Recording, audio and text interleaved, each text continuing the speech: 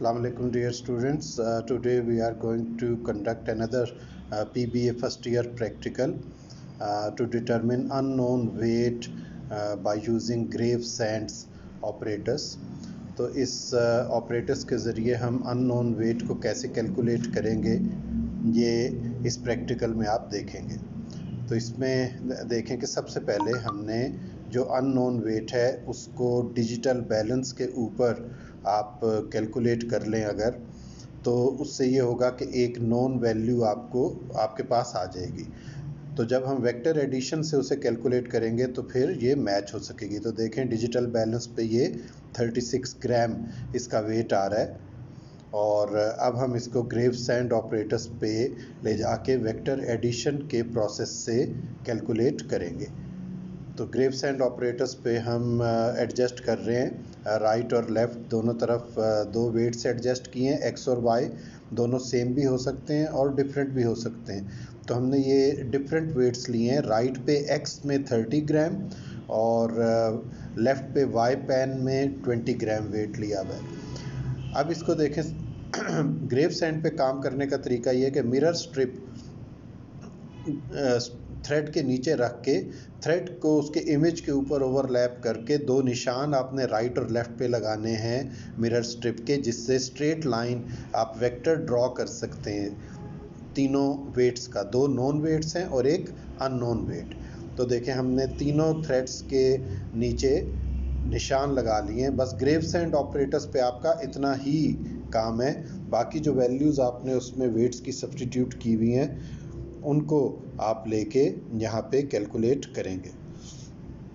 अब देखें इनको वेट्स को हम लिख रहे हैं। फर्स्ट ऑब्जर्वेशन ले रहे हैं, एक्स वेट में 30 ग्राम।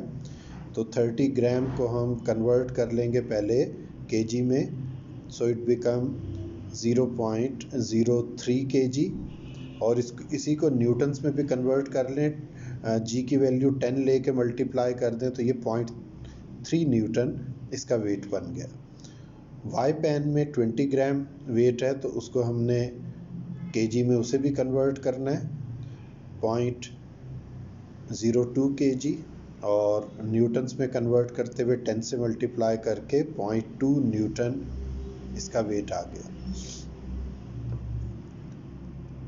अब हम इसकी जो पेज है इसको यहाँ से रिमूव करेंगे और इसके ऊपर ज्योमेट्री होगी पूरी वेक्टर्स की। तो ये ज्योमेट्री आपने सीखनी है स्केल लेके कि ये ज्योमेट्री किस तरह से की जा रही है। तो इसको प्रैक्टिस आप कर सकते हैं पेज के ऊपर। देखें हमने जो दो पॉइंट्स उसके लिए थे उनको स्ट्रेट लाइन से मिला के तो एक अंदाज़न स्ट्रेट लाइन आप लगा रहे हैं। उसको बाद में रीएडजस्ट भी किया जा सकता है। अभी हमने स्केल नहीं लिया, अभी जस्ट इसको हम पहले तीनों वेक्टर्स को देख रहे हैं कि ये कहाँ पे आके मीट करेंगे तीनों वेक्टर्स। तो ये ज्योमेट्री आप इसकी जो है वो एडजस्ट कर सकते हैं। अभी थोड़ा सा उसमें फ़र्क आ रहा है तो उस फ़र्क को हम रिमूव कर रहे हैं। दोनों पॉइंट्स एग्जैक्ट पोजीशन पे जहाँ पे हमने लिए थे उनमें से लाइन को गुज़रना चाहिए। और अगर आप उसमें से गलती ना करें, अगर आपने पॉइंट्स को वाइड निशान लगाया है तो फिर गलती हो जाती है, और अगर आपने उसका जस्ट नुक्ता लगाया है तो फिर आपकी वो आमतौर पे ज्योमेट्री में गलती नहीं होती। तो आप देखें तीनों लाइंस ड्रॉ हो गई। अब इस पे वेक्टर्स हमने वेक्टर्स बनाने के लिए पहले स्केल लेना पड़ेगा। तो यहाँ पे आप देखें हम स्केल जो यूज़ कर रहे हैं वो स्केल है कि 10 ग्राम वेट को हम 3 सेंटीमीटर लाइन से शो करेंगे। तो अब एक तरफ राइट पे एक्स में 30 ग्राम था, लेफ़्ट पे वाई में 20 ग्राम था और नीचे अननोन वेट था। तो वो देखते हैं कि ये वेक्टर्स कितने आते हैं। जो 30 ग्राम वाला है उसके लिए जब 10 ग्राम पे हमने 3 सेंटीमीटर की लाइन ली है तो 30 ग्राम पे 9 सेंटीमीटर की लाइन का वेक्टर ड्रॉ होगा। तो अब देखें हम 9 सेंटीमीटर की लाइन का वेक्टर यहाँ पे ड्रॉ कर रहे हैं। इसके साथ लिख भी देंगे कि ये 9 सेंटीमीटर का वेक्टर और 30 ग्राम के लिए ड्रॉ किया गया है। दूसरी तरफ 20 ग्राम था तो वहाँ पे हम इसको 6 सेंटीमीटर, क्योंकि 10 ग्राम 3 सेंटीमीटर के इक्वल है तो 20 ग्राम 6 सेंटीमीटर के इक्वल। तो दूसरी तरफ 6 सेंटीमीटर का वेक्टर जो है वो ड्रॉ करेंगे। इसको भी यहाँ पे वेक्टर के साथ लेंथ वगैरह और उसका वेट लिख दिया। अब हम सेट स्क्वायर मेथड से इसको एक वेक्टर को दूसरे वेक्टर पे ट्रांसफ़र करेंगे, शिफ्ट करेंगे, ताकि एक वेक्टर का हेड दूसरे वेक्टर की टेल से मिलके ये वेक्टर एडिशन हो जाए इनकी। तो ऐसा करने के लिए अब हमें चूँकि पेज पे ऊपर जगह नहीं, तो एक पेज इसके साथ और ऐड करना पड़ रहा है, जोड़ना पड़ रहा है। तो उसको हम लगा के, आम तौर पे ये होता है कि जब आपके पास इसकी एडजस्टमेंट वेट्स की ऐसी हो तो फिर कई बार पेज से बाहर निकल जाते हैं वेक्टर। तो देखें, ये सेट स्क्वायर मेथड है। इस सेट स्क्वायर मेथड में एक वेक्टर पे आप एक स्केल रख के और दूसरा वेक्टर जो है उसको ट्रांसफ़र करते हैं, शिफ्ट करते हैं इसके पहले वेक्टर के हेड की तरफ। तो इसे दोबारा करके आपको दिखा रहे हैं कि ये एक वेक्टर के साथ दूसरा, एक स्केल के साथ दूसरा स्केल जोड़ के, तो दूसरा पहला स्केल एक वेक्टर पे, दूसरा स्केल दूसरे वेक्टर पे, आप इसको शिफ्ट कर रहे हैं। कहाँ तक शिफ्ट करके चलाते हुए लाएंगे? जहाँ तक उसका हेड मौजूद है पहले वाले वेक्टर का। तो उधर निशान हमने लगा लिया है। अब इसको उस जगह पे हम वेक्टर को 6 सेंटीमीटर की लाइन को क्या करेंगे, ट्रांसफ़र कर देंगे, शिफ्ट कर देंगे और फिर रिजल्टेंट वेक्टर यहाँ पे बनाएंगे। तो ये देखें, 6 सेंटीमीटर का वेक्टर 9 सेंटीमीटर के हेड के ऊपर लाके हेड टू टेल रूल से ऐड कर दिया गया है।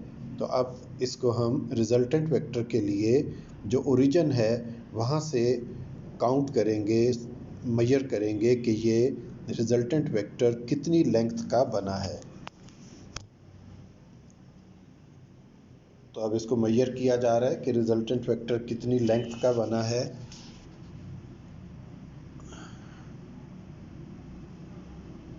तो ये उनके पॉइंट्स के नाम OA, OB, OD जो हमने अपने टेबल में लिखे थे। तो OD की लेंथ जो है ये आई है 11 सेंटीमीटर। तो अब हम 11 सेंटीमीटर को देखेंगे कि एक स्केल के मुताबिक कन्वर्ट करें तो ये कितने वेट, कितने ग्राम्स बनेगा। जैसे 10 ग्राम को 3 सेंटीमीटर लिया था तो ये 11 सेंटीमीटर है। तो 11 मल्टीप्लाई बाय 10 डिवाइडेड बाय 3 करना पड़ेगा हमें। स्केल जो हमारा 10 ग्राम इक्वल्स टू 3 सेंटीमीटर था।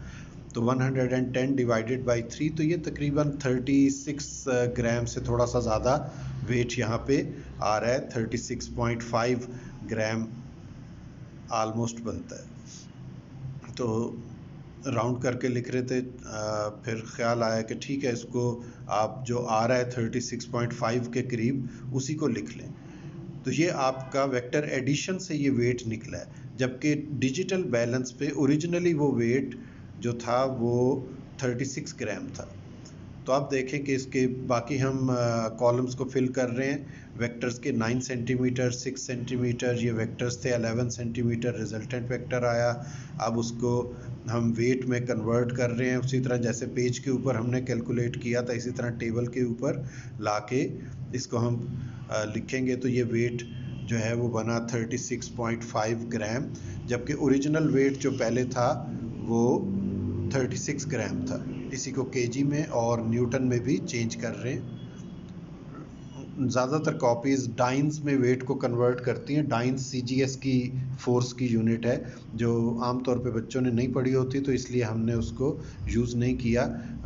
इसको हम न्यूटन में ही कन्वर्ट कर रहे हैं। 9.8 की बजाय 10 मीटर पर सेकंड स्क्वायर G की वैल्यू लेके।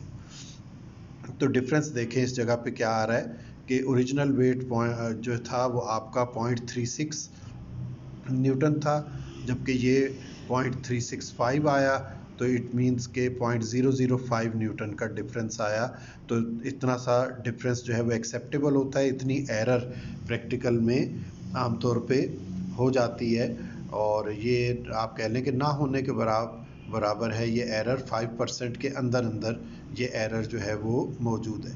तो टेबल भी हमने इसके साथ साथ मुकम्मल कर लिया और प्रैक्टिकल भी हमारा ये वाला एक रीडिंग इसकी मुकम्मल हो गई। इस तरह आप 3 रीडिंग्स आपको बेसिकली लेनी चाहिए। अगर आप प्रैक्टिकल कर रहे हैं तो उससे एवरेज कैलकुलेट हो जाती है और वो एवरेज का रिज़ल्ट जो है वो बेहतर होता है। तो उम्मीद है कि आपको ये प्रैक्टिकल मुकम्मल तौर पे समझ आ गया होगा। Thank you very much.